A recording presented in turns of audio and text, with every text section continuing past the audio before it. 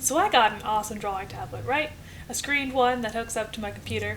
I love it to death, but learning a new drawing program is, well, challenging, to say the least. So I decided I was going to spend a week just trying to figure out how it worked. While I didn't record the process, I spent a lot of time watching videos and downloading brushes, some palettes, and other similar things.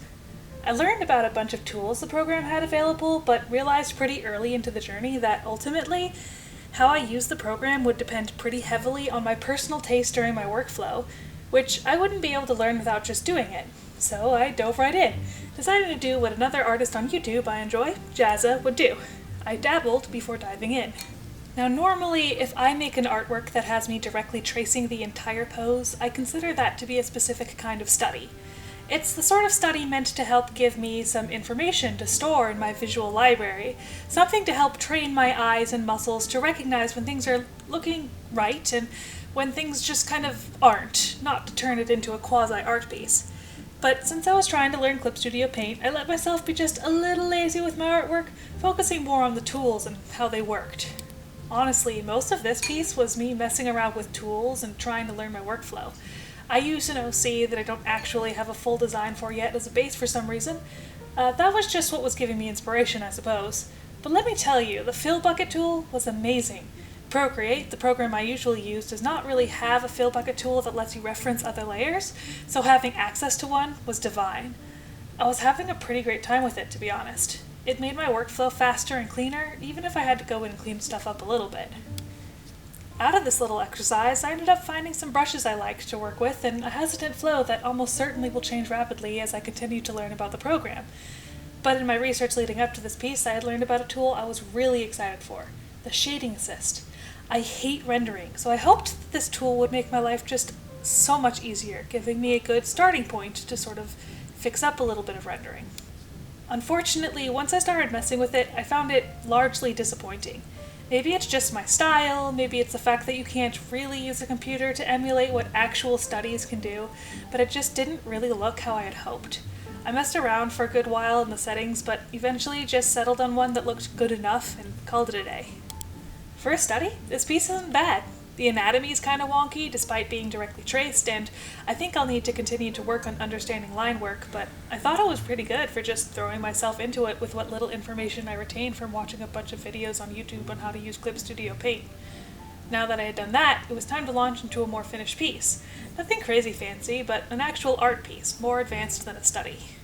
Going into this, I had a video tutorial for beginner tools and Clip Studio Paint pulled up that I was jumping back and forth between to make sure I was picking up any helpful tools and immediately putting them into practice.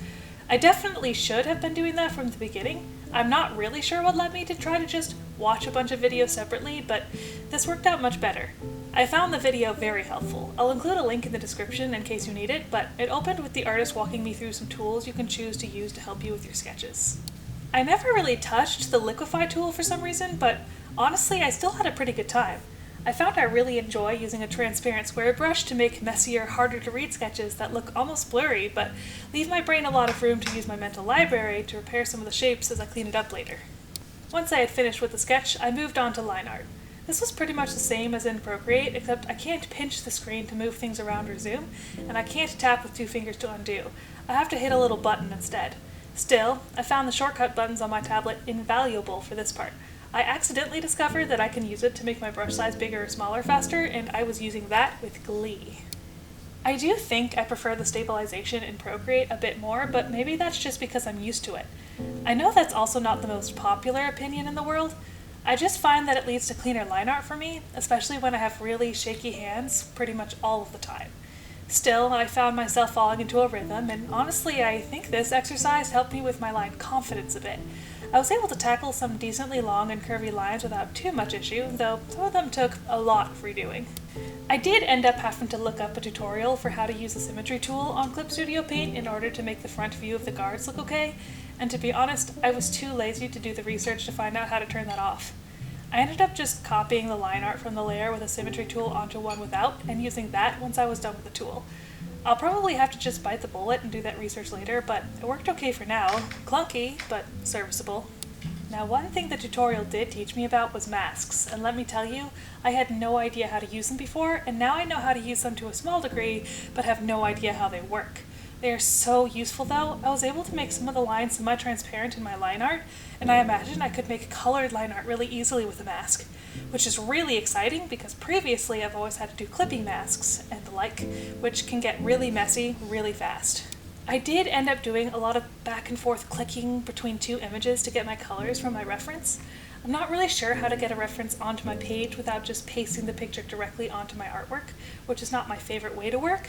I definitely miss the little reference window in Procreate, even if it does get in the way sometimes, but even so, I managed to settle into a pretty good workflow for the coloring as well, letting myself be a little messy to try to add visual interest, cleaning up behind myself as I went as needed.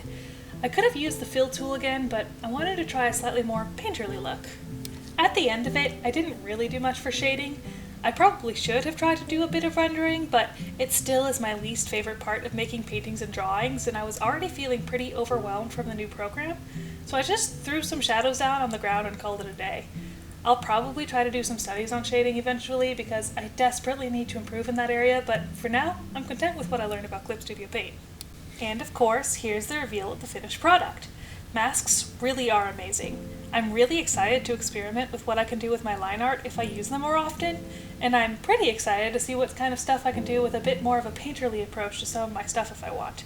I definitely will continue to use my iPad quite a bit, but Clip Studio Paint has a lot of different tools that I'm really excited to get to continue to mess with, and I'm feeling a little bit more confident in my abilities to draw with it.